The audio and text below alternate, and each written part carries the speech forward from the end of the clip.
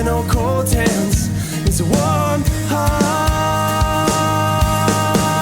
Give me something to hope for, something to believe. Can you tell me you want more for you and me? Give me something to hope for, something to believe. Can you tell me you want more for you and me? I have a dream today. Hello, and welcome to LITA, #LITA, and this is our second episode of Love is the Answer. I really appreciate you joining me. My name is Jeff Connor, and I just really love to talk to other people about love.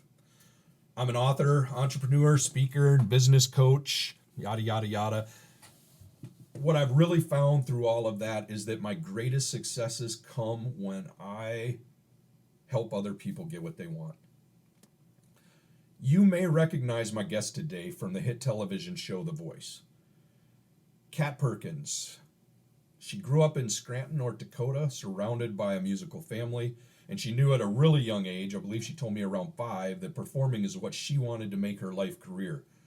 She moved to the Minneapolis area to further pursue music, and she ended up gaining a lot of success in her band, Scarlet Haze. She even opened for Bon Jovi. However, like all of us, Kat had her struggles. She had vocal cord surgery, which threatened her musical career.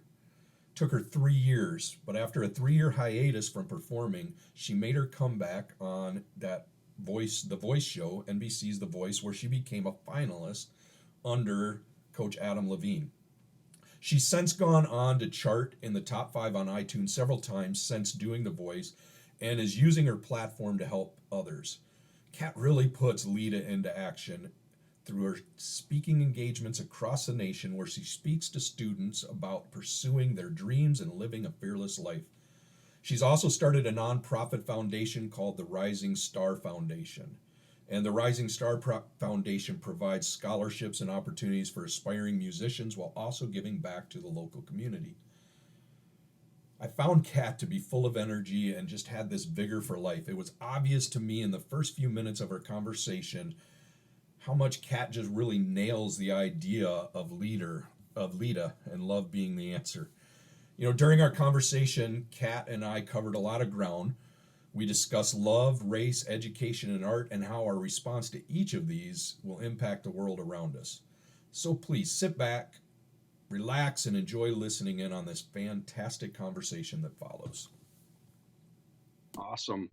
Well, thanks a lot for joining me today. I really appreciate it. As you know, from my contacting you, I've started this podcast called #LITA, that stands for Love is the Answer. And it really is born from my belief that love is a power that can conquer a lot of what's wrong in this world. If we would just simply ask ourselves, what does love require in this situation? And I kind of just wanted to start out, and this is based on current events, what's been going on here in the Twin Cities since Memorial Day, May 25th, when George Floyd died at the hands of that police officer. But I wanted to start and just read you a quote by Martin Luther King and get your feedback on it, if you don't mind.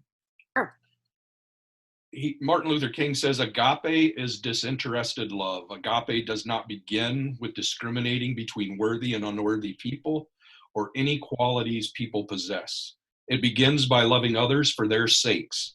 Therefore, agape makes no distinction between friend and enemy. It is directed toward both." Wow, that's so amazing.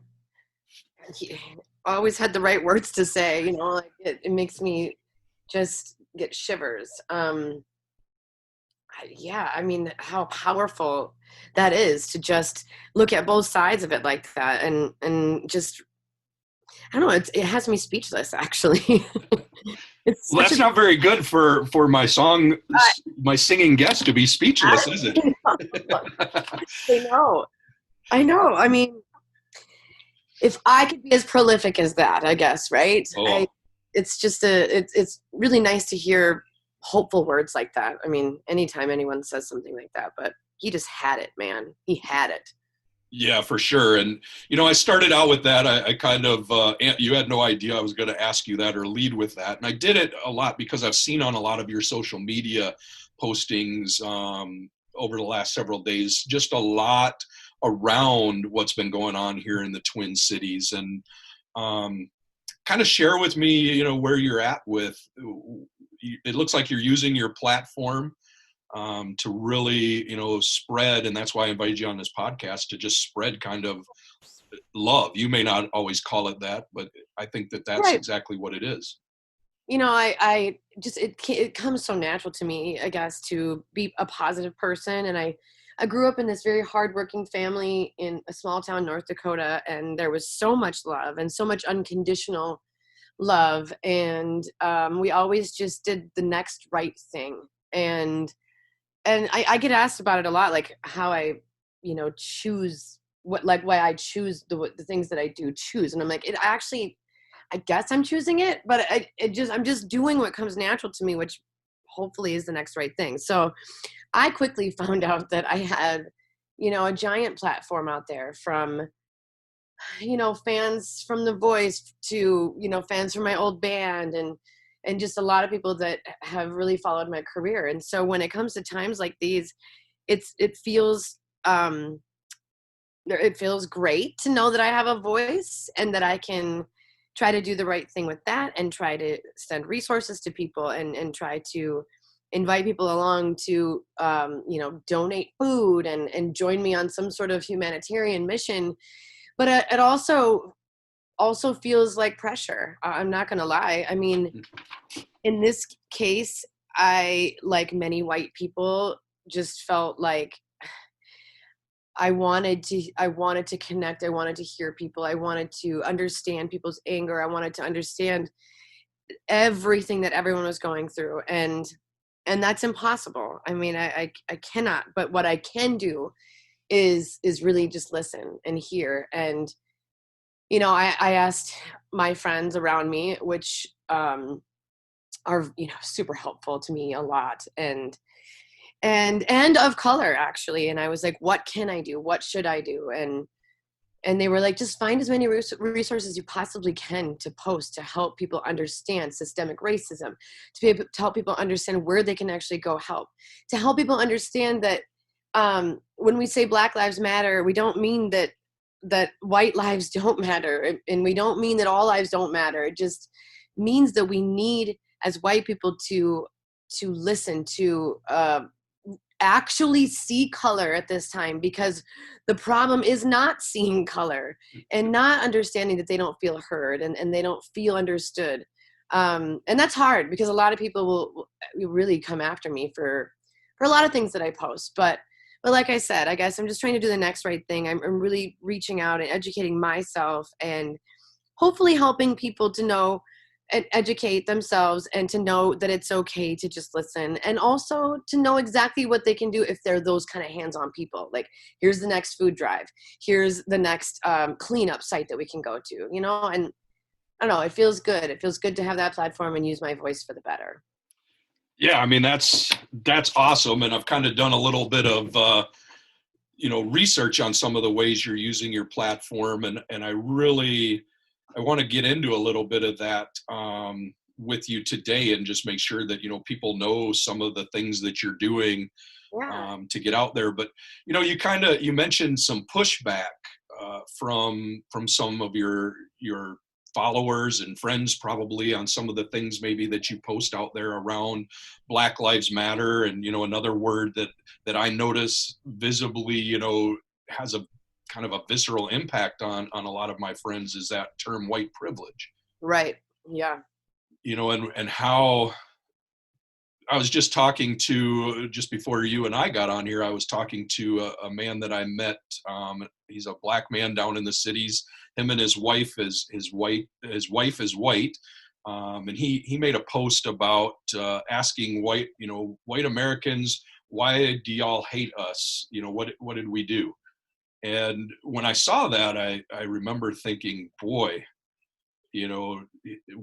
how are people going to respond to this? And so I started just watching the responses, and it was pretty amazing. But he and I just spoke about that, how when people hear these things. So how do we, how do you, how can you use your platform to help break down some of that visceral response that people have? Yeah. I'm such a child of the school of don't engage with people that that clearly just want whatever. They're bored, they want pushback, they're pushing back. I am always a proponent of hearing you out, right? And honestly, I do have so many followers. At a certain point, I don't see all the comments, and I don't see all the pushback or even the good things that I want to see. It's just too much to keep track of. But I guess, like I said, I'm a proponent of listening. I'm a proponent of being like, yeah, post the resources that you have underneath mine, or what else can I learn from you? And like, God, if we all use social media to actually lift one another up and educate and be like, well, here, and have a conversation, it would be so great. It's not that way. And, all I can continue to do is try to keep my cool. And I again, I try to tell everyone, like, I'm giving you the benefit of the doubt, and my ears are wide open. Like, let me know, what am I missing? But there's a lot of people that just want to do it or get my attention or to fight. And I don't engage, and that probably makes them even more mad. But yeah, but it brings to my, recently in my life, I've struggled a little bit with making a stand. And it wasn't until this LITA movement that I've started working on. I've gone through so many things in my life that kind of pushed me to really accepting love as this power. And that's the one thing that I have come to in my life find that I can get behind, and nobody that I have yet to hear an argument that can overcome love. I just haven't. Oh my God, that's such a great, that's so true.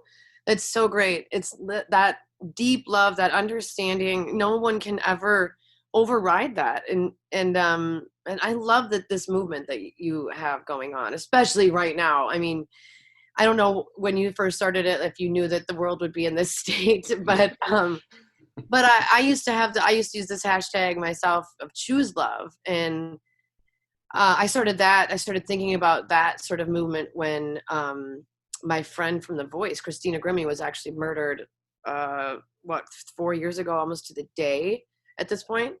And I thought a lot about gun violence, and I thought a lot about how unfair that all is. And I thought a lot about how nothing ever changes when we start talking about guns. And then I would get angry. But in the end, it was like, I started just hashtagging everything of choose love, because nothing is better than that. And we can love one another and each other with differing points and different politics and different opinions. And I think somewhere that has gotten lost. Yes. Where it's that if you don't have the same opinion as me, then I hate you. And it's not just, and it's loud and aggressive, and it's weird. And I don't know where we lost that, but it's people like you that I think will hopefully bring that back and really, really keep that love movement going of just, I hear you, I'm listening to you, I may not agree, and that's okay. Yeah. Can I know that I'm interviewing you. Can I share with you just a story to kind of illustrate what you're talking about? That's I see on Facebook in my posts all the time, back, and I'm going to try really hard not to ever give away my political persuasions, because I don't think it serves any useful purpose. But, back, you rewind 8-10 years ago during the last administration, and I saw a lot of my friends that leaned more towards the right saying so many things negatively about that administration, and now it's just flopped. It's the same types of things being said, just on a different administration. There's probably a little bit more being said. But what I've noticed is that folks that are really against the current administration, when they voice their disgust, they really come after people that disagree with them. Yeah. And I made a comment one time that it because a couple of my high school friends, I'm, in my late 40s now, so it's been a long time, but still in touch with several of those folks from high school.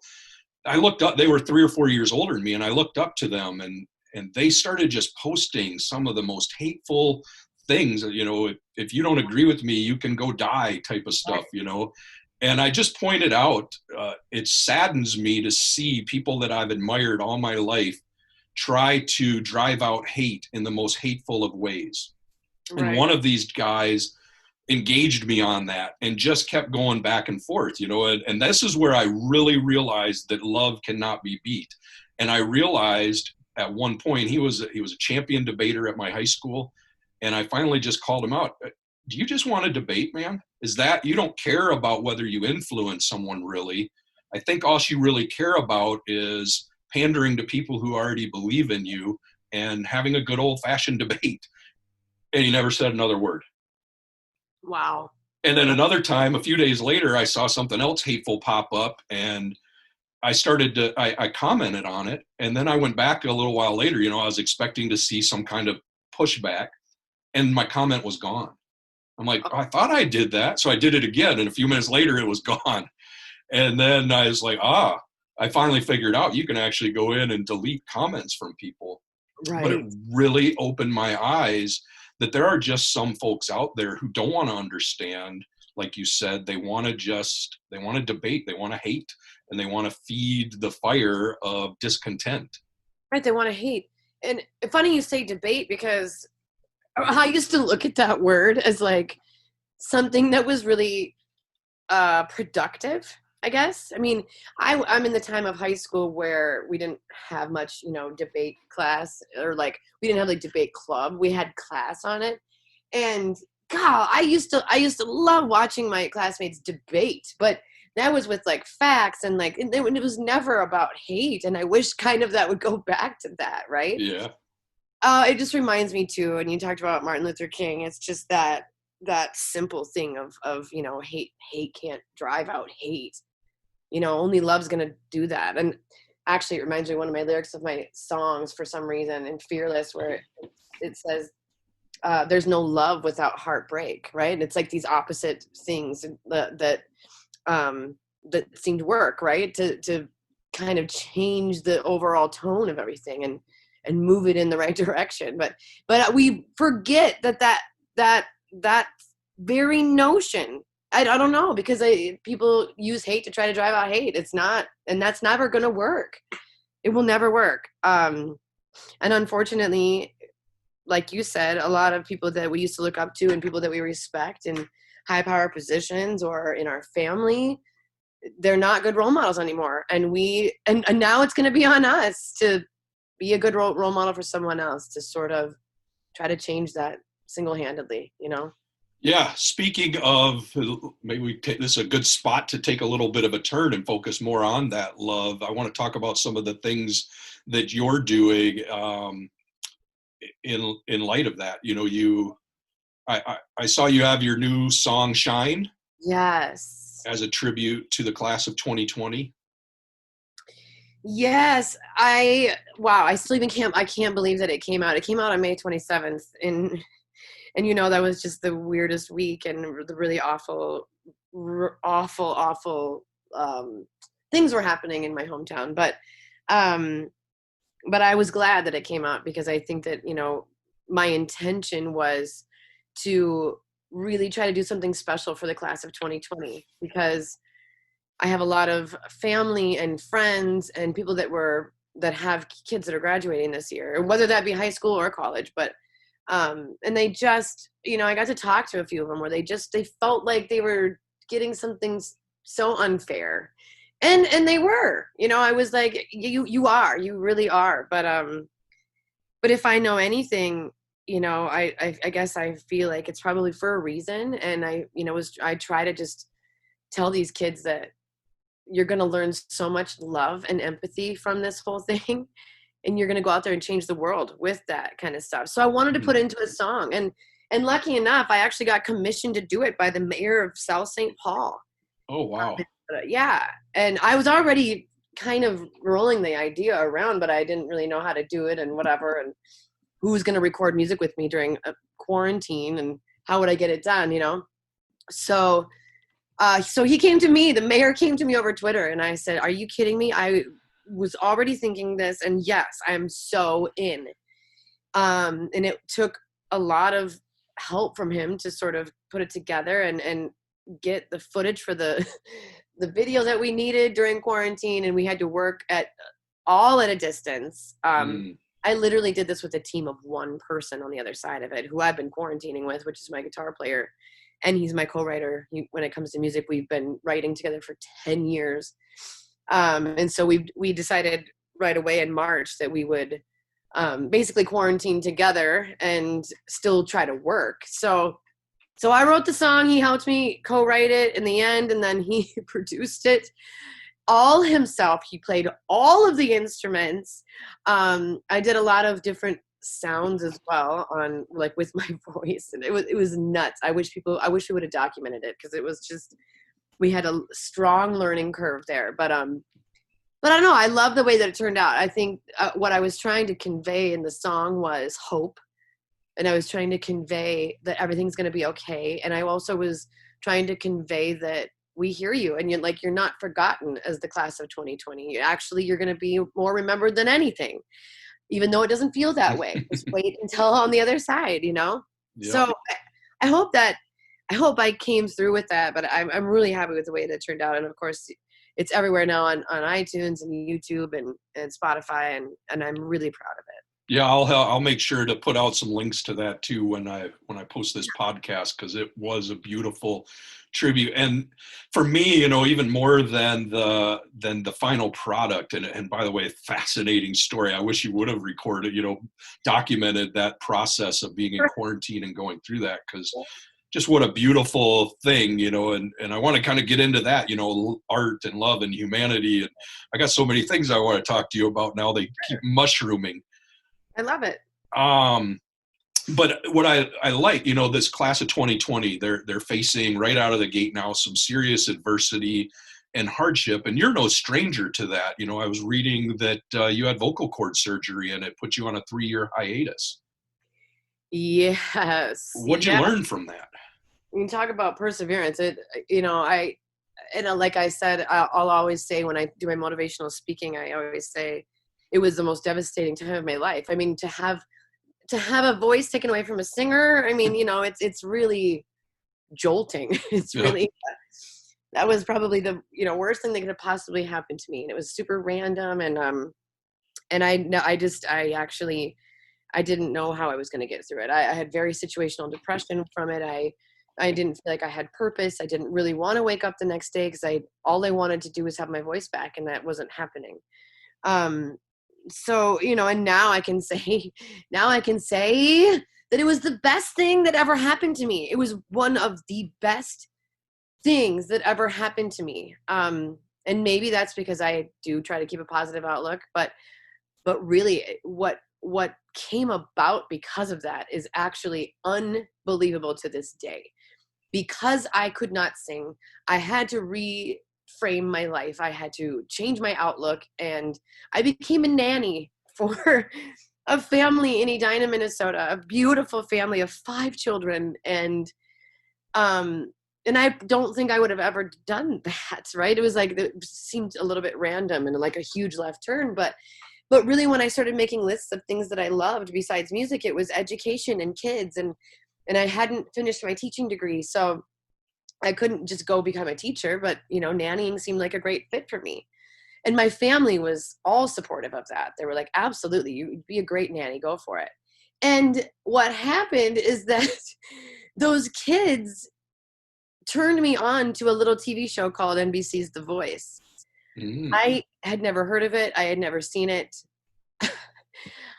And then this all happens. And then just a few months after that, it was so random. I got discovered through YouTube from one of the producers of the show, who asked me to fly out to California and audition. And I did. Right. So it just, I guess I'm trying to say is you don't have to even really try to persevere sometimes. You just have to let do the next right thing, right? But you have to let the universe just take you through it. And I think with these kids of the class of 2020, when I share my story like that, people, I think you can see the instant hope in their eyes. Like, well, you're right. I like saying everything happens for a reason, but I know that sometimes how ridiculous that actually sounds. I like to say more like, listen to the universe and let it lead you. And even though you might feel like it's unfair or that you're being held down by the universe, it's because there's something great that's going to happen. And I guess in one sentence, it's like I've learned, and I wanted these kids to learn that with every setback sets you up for the biggest comeback if you just let it happen. That's beautiful. Yeah, I couldn't agree more, and you said, things don't always happen for a reason. I think we give it the reason, right? And it's our choice of, is it going to be a good reason? Like you've taken this concept of, the glass is half full, or make it, life gives you lemons, make lemonade type of thing, and really put it into action, and done it without striving, to be able to sit back, lose the one thing that you thought was supposed to be your entire world for 3 years, is supposed to be your legacy, probably your destiny, and to have that taken away. And what were some of your internal conversations that you would have with yourself over that 3 years when you probably didn't even know if you would get your voice back or not in a way that would allow you to sing? Yeah. Funny, because I really did just sort of think about it as early retirement. And okay, two great things. I mean, I'm sure I had several internal conversations with myself, but what I did to rehab my voice was I started speech therapy. And I, when you think a singer would go straight into getting the voice back and like going into vocal lessons, I went to speech therapy, and that was the advice of my doctor here in the Twin Cities. But he also said, you're a singer, so maybe you don't want to do that. Maybe you want to do singing lessons. But here's what happened. I found the most amazing speech therapist, Dr. Bob Greider. Actually, he's not a doctor. He's a therapist. But I always called him Dr. Bob. He's like, don't remember, I'm not a doctor. And he became way more than just a speech therapist. He became like an actual psychotherapist without trying. He was the ones I was having conversations with, and he was the one that would say, take it hour by hour, take it day by day. When you wake up in the morning and you still can't speak, you have to take a shower and let, steam and here's the exercises. But at the same time, you have to let your mind relax, and literally life can change, as we now really know, by the hour. Mm-hmm. And just keep doing what you're doing and stay strong and just keep moving forward. And so I would just set these little goals. I would set the goal to, get my therapy done every day, which was 10 to 15, maybe even 20 minutes. I would set a goal to meditate. I would set a goal to, keep those positive thoughts going. And then I would set a goal to like, what can I keep doing in the music industry? Because I loved it so much, and I was like, I thought I was born to be that singer at that time, and that wasn't happening. But I was like, I can still do something. I can help others. I can manage other people's careers. I can help people set up their companies. I can do a spreadsheet like nobody's business where, I can keep track of people's business. And that's what I did. I mean, I guess I just kept pushing forward. And those conversations on the inside for me were a lot of talking myself off of the ledge and talking myself down from the negativity and the hopelessness that I was feeling. But I had a lot of help with that. So thank God. Dr. Bob Greider, Dr. Bob, and my family, too. Everyone was so supportive. And I don't know, it was such a weird time. There was so many questions. It was the big question of, will I ever sing again? But also just, how can I stay healthy? And how can I stay of sound mind and stay mentally healthy in order to have a happy life? Yeah. Yeah. You know, I mean, and it's, you know, one person can go through what you went through and it can be, you know, the breakthrough Yeah. moment, you know, and then another person can go through it and it can be the breakdown moment. And I was kind of lucky to have both, where it was such a breakdown moment. I mean, yeah, it was a lot, but then it became the biggest breakthrough ever. And like I said, I guess, I don't know, now I'm glad it happened. I'm really glad that it happened to me. yeah. I mean, I could tell you stories of, you know, some that I'm not glad, but some that I am, you know, and at the time I would have never wished it on my worst enemy, much like probably you have said, you know, it's just, it's those moments, you know, and I think what I really hear from that is you shifted your focus in those moments, you know, when you were probably feeling that despair and that hopelessness.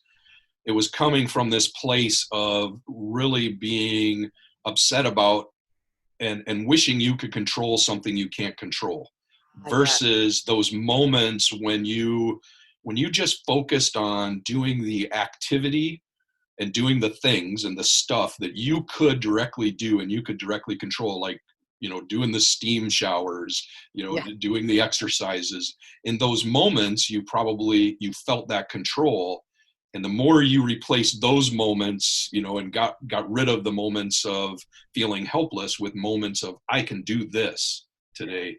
Oh, yes. You just gave me the chills, because that's so powerful. And you know, talk about love, man. That in those moments where you aren't feeling the love, or you aren't feeling the hope, and you aren't feeling that positivity, you literally have to remember that you are not in control of any other person, place, or thing. You are not in control of any other person, place, or thing. And then you have to take control of the things that you can control. And once you do that, I mean, you'll start loving yourself more than you ever thought you could. And people will see that, and you know, you get what you give as well. So when you start loving yourself and controlling what you can, and trying to, you know, better yourself and do the next right thing, then that translates to other people. And then it's this beautiful circle. It's this beautiful circle of giving love and receiving love, and Mm. controlling only what you can control. Oh, that's just so huge right now. And that very notion, we started talking about social media. I got to go back there, where it's like, people have to remember, like, you can't control other people on there. So you have to just kind of do what you are doing, control what you're doing, and find the success and happiness and joy that in those things you can control. Yes, yes. And I think, you know, I'm going to go on to this kind of by way of introduction of the next thing that I want to talk about is I imagine that your Fearless 2.0 campaign, that the speaking that you're doing, I think it's at area schools, or maybe not even area, maybe it's the states, I'm not sure, but what I saw is you're helping people find their passion, helping these youth, you know, how to take leadership and work with others, developing a positive attitude, working toward dreams, staying strong against bullying, and then awareness of opioid abuse were the bullets that I saw as part of your Fearless 2.0 campaign. Would you be able to do any of this had that hiatus not occurred? Oh man, I don't know. I mean, right? I think it all sort of happened because of that, and it was a beautiful happenstance where I guess I'll use the metaphor of finding my new voice. Yeah. With being on The Voice and getting a voice back, you know, that I just knew from the get-go, once my life started to change and I started to get a bigger platform, that I knew in my very heart of hearts that it wasn't just going to be about the music, and it wasn't just going to be about being a singer. This was going to be about sharing my story to inspire others, and especially our kids. And you know what? I actually do it nationwide now, which is amazing. Awesome. I've even salvaged a couple of these during the quarantine, and I'm doing a conference. I was supposed to be in Salt Lake City, Utah, and now they've turned the conference virtual. And this is going to be 9,600 kids from the entire nation who they have a strong entrepreneurial sense, and they are part of a club called FBLA. I don't know if you've ever heard of that. It's called Future Business Leaders of America.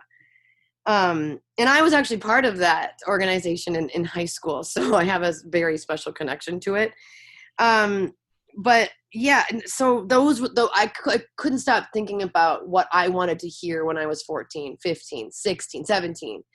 And the inspiration that I probably needed at that point to follow my dreams and follow my passion, which was deemed really peculiar as a small town rural kid, that, you know, being a singer was like, no.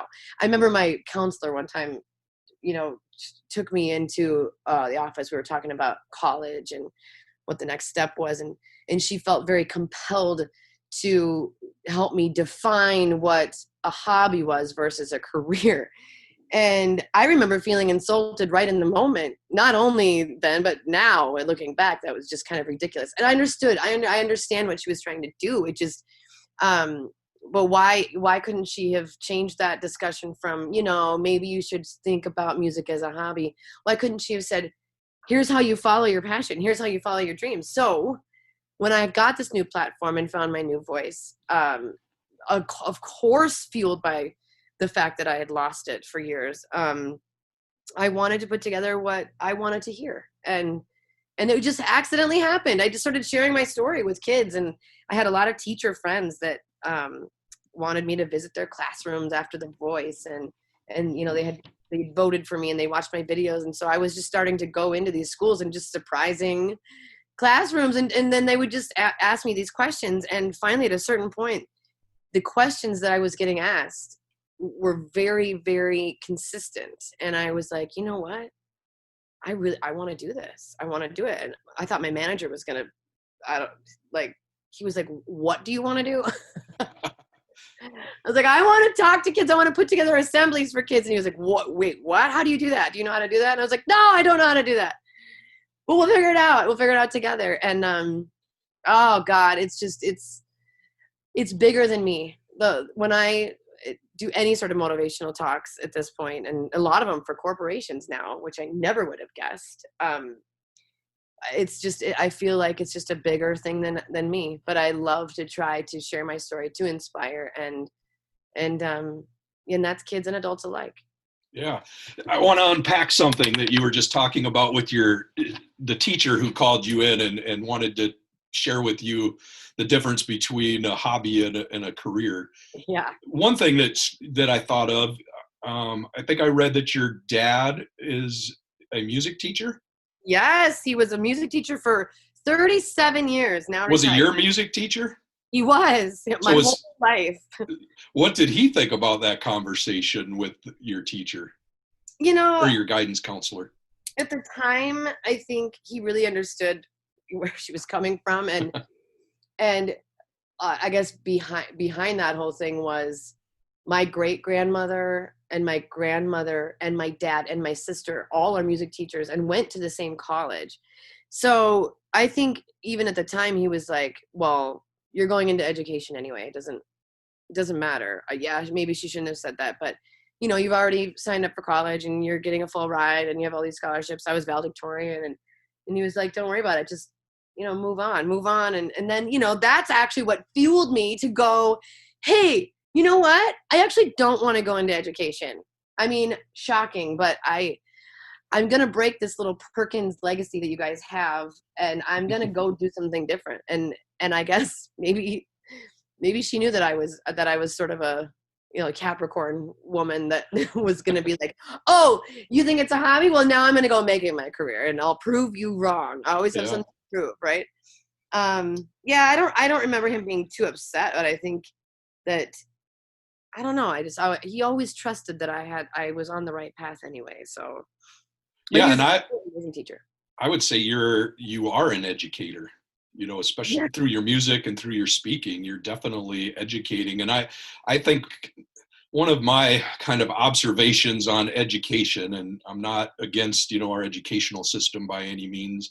However, I often think of it's kind of the blind leading the blind, you know, and that counselor who counseled you on the difference, it's because of, her kind of basis in life and society. And she was trying to do you a favor. Yes. And that's where I kind of look at it as the blind leading the blind, and our education. I would love to see us. I would love, each one of those bullet points that I rattled off about your Fearless 2.0 campaign, they should be a frickin' course at schools. Right. Who cares if you know Pythagorean's theorem? I care, do you know what your passion is? Do you know how to lead and work with others? Right. Do you know how to actually look within yourself to figure out what it is that you want? How self-evaluation, right? Look, absolutely should be.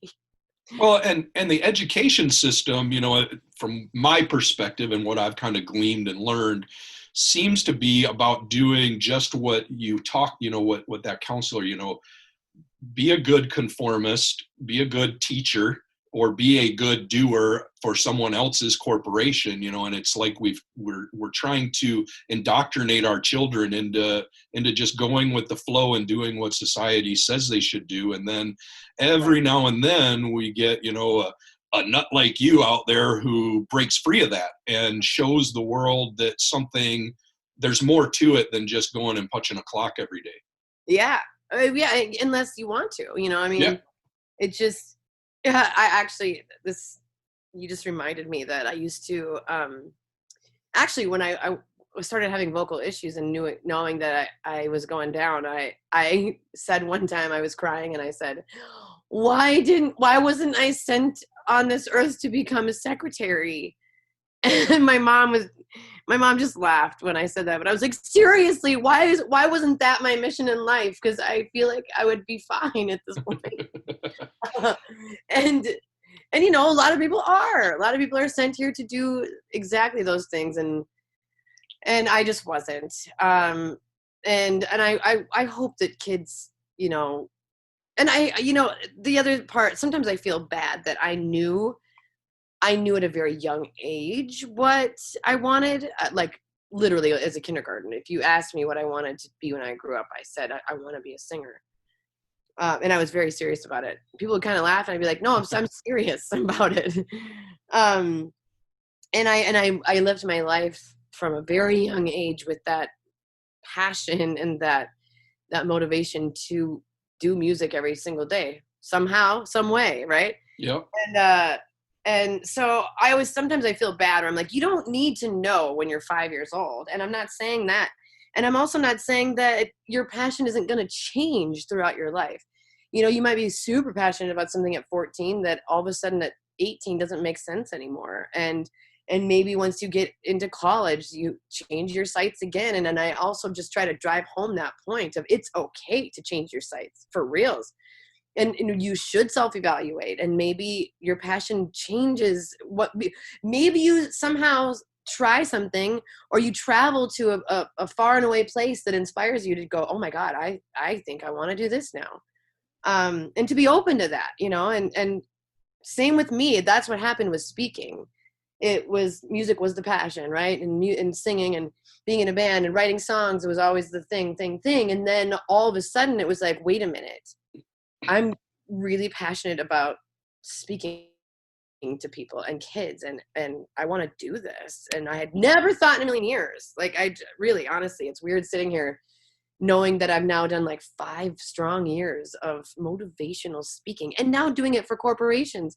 A little girl from the farm in North Dakota who was on The Voice is literally talking to corporate America about how to make their companies better. That's fantastic. It's weird, and I love it. And I never knew I had that passion. Maybe you can write a book about that even one day, huh? Got to. So, and I appreciate you bringing that perspective of, unless you want to.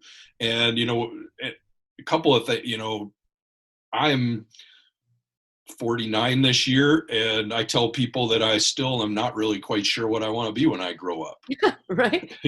My passions have, I didn't get that gift. And I think that, I don't know if it's really rare or not, but it seems to me that it's rare that somebody at 5 knows exactly what they were put on this earth to do. Right.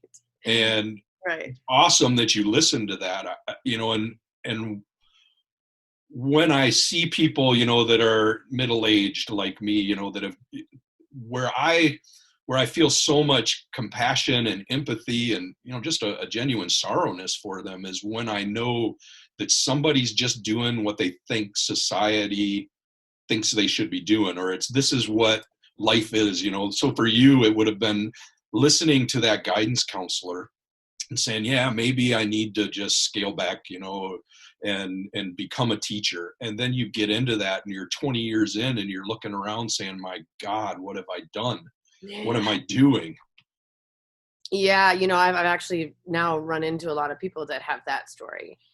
And you know what? Honestly, God, my dad sort of has that story. He wants to write a book called what is his title? Oh my God, the accidental music teacher or something like that. Even though his grandma and his mom were teachers and educators in music, and he just kind of went along with it. He was just kind of like, whatever. Then it turned into his passion.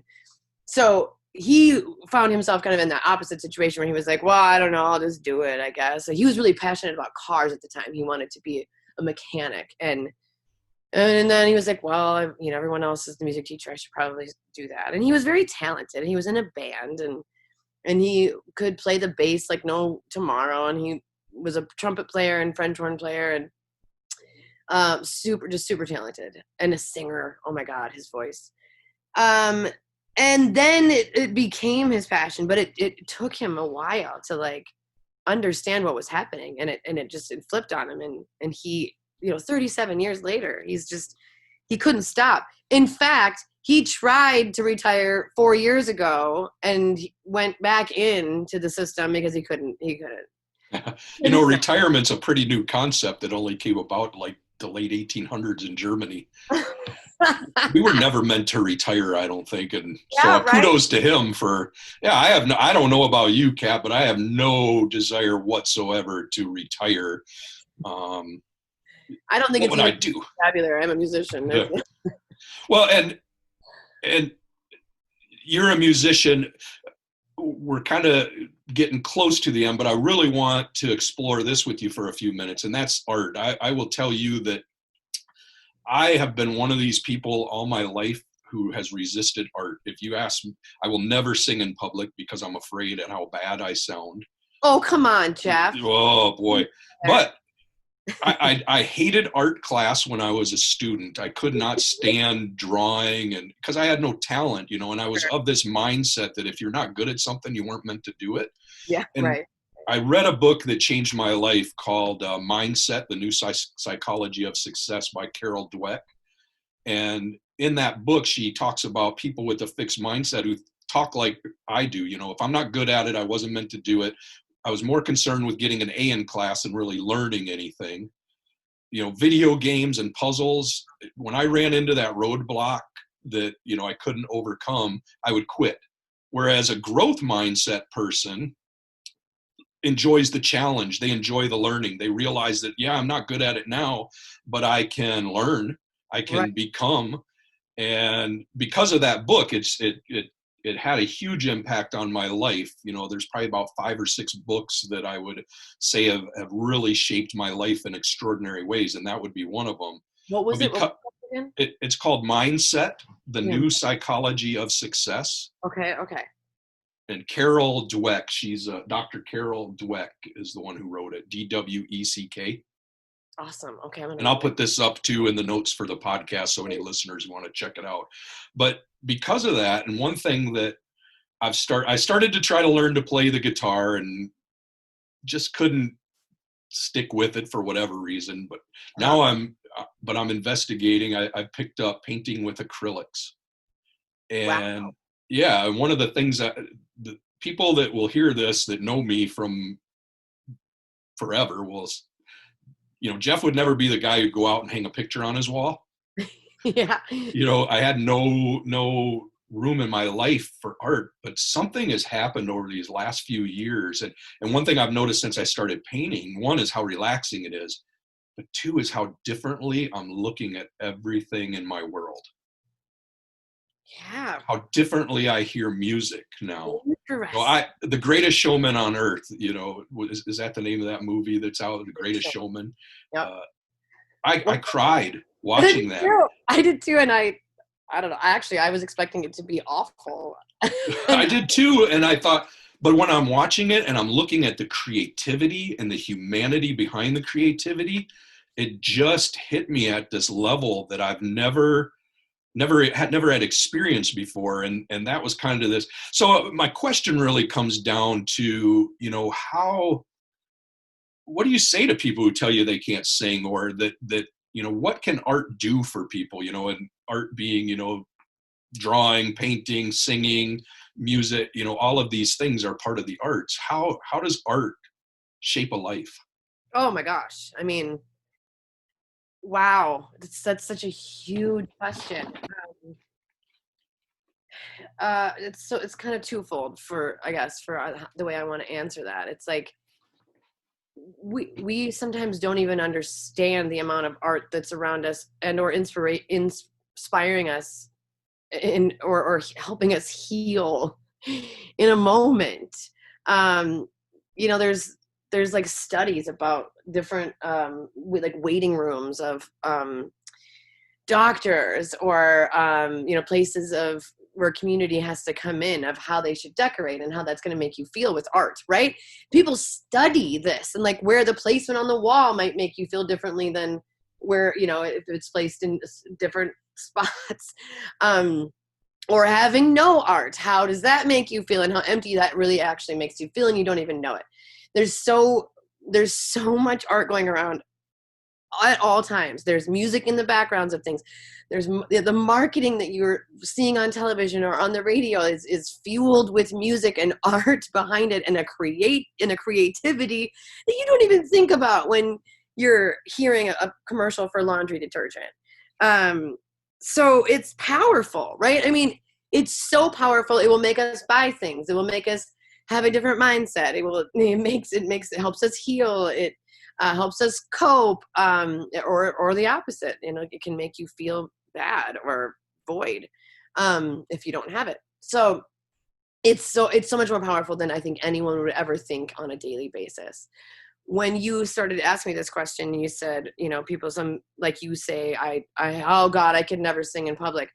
I've said that many times about, like, I have the most amazing painter friend, Chris Gorecki, who is one of the most talented painters I've ever met. And he's literally my best friend's boyfriend. So I get to be around him all the time.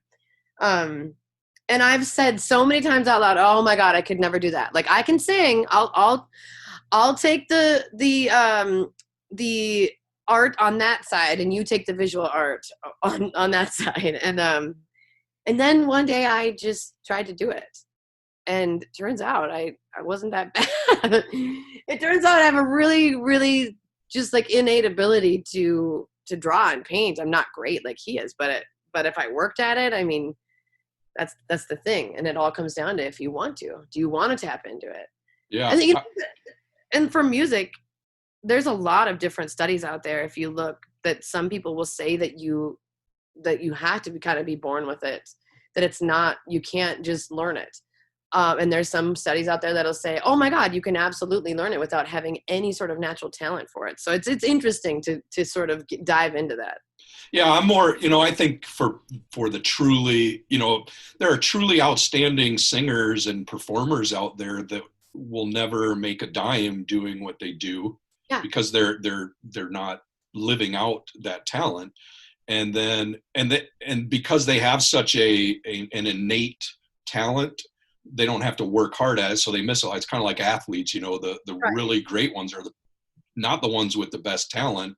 It's the ones that have that great talent, but then learn to make it better and better. And I'm more of the mindset that I won't probably be, singing on a stage with Kat Perkins anytime in my life, but I could probably learn to sing better than I'm singing right now. I could probably learn to carry a tune. In fact, it is kind of on my bucket list to take singing or voice lessons or whatever it would be, because I want to explore that. I want to see, is that something that I could cultivate within myself that could open up a whole new set of horizons for me. And I think that's what art, when I'm learning with the painting, I never thought I could paint. And I did my first painting of a basket, a pot of flowers on a table next to an apple. And you can actually tell it's flowers and an apple. So I think I did pretty good, but I'm proud of it too, you know, and it's not perfect. I'm not going to make $1 million selling it, but that's not what it's about. And No. I love the fact that since I did start doing this painting, now when I go outside in my backyard, it's a wooded backyard, you know, I'm seeing the way the light's hitting the leaf. I'm just noticing more than I ever noticed before. And I think that's what real art does is it helps awaken us maybe to something that. Yes, and truly open your eyes and appreciate. I'm doing it right now. If I'm looking out my window and the way the light's hitting these leaves on these bushes that I hate these bushes. It actually is making it look gorgeous and like I've never seen it before. It's just and green like I've never seen it before. It definitely opens your eyes and will open your heart when you can open your eyes like that. Yes. Well, this has been a lot of fun, Kat. I sure appreciate you coming on with me, and maybe we can catch up again down the road sometime and check in with each other. Absolutely. Once again, I can't tell you how much I love this LITA movement, and what you're doing is so important right now. And don't lose sight of that. We have to bring it back to the simple things. And one of those is just love, just that simple notion of kindness and love and everything that comes with that. So thank you for, you know, really pushing this movement and pushing that positivity. People like you are the people that make change, and you watch it single-handedly happen with the positivity. Oh, I love that. Thank you so much for that encouragement. As we wrap up, there's a podcast I listen to. I don't know if you've heard of Tim Ferriss or not. I've been listening to him for a while. He wrote the 4-Hour Work Week. Just a really fascinating guy. But they say that, you know, mimicry is the greatest form of flattery. So I'm just going to shamelessly copy what he does. At the end of his podcast, he asks his guests, if you could put a billboard up and put anything you wanted on that billboard for millions of people to see, what would that billboard say? Goodness, that's great. Because I think I still stand by that, the very thing I started talking to kids about, and that's kindness. Be kind. Simply be kind. We just have to remember that. That comes in all forms and fashions, and really comes with opening your eyes and opening your ears and opening your heart, and be kind. Beautiful. Well, thanks again. I'm going to let you get going and get on with your day, but I sure appreciate, you know, the encouragement, the wonderful discussion we've had, and your support of the hashtag LITA movement. And yes, I'll enjoy. You. I hope I can talk to you another time, sometime as well. We'll see what happens.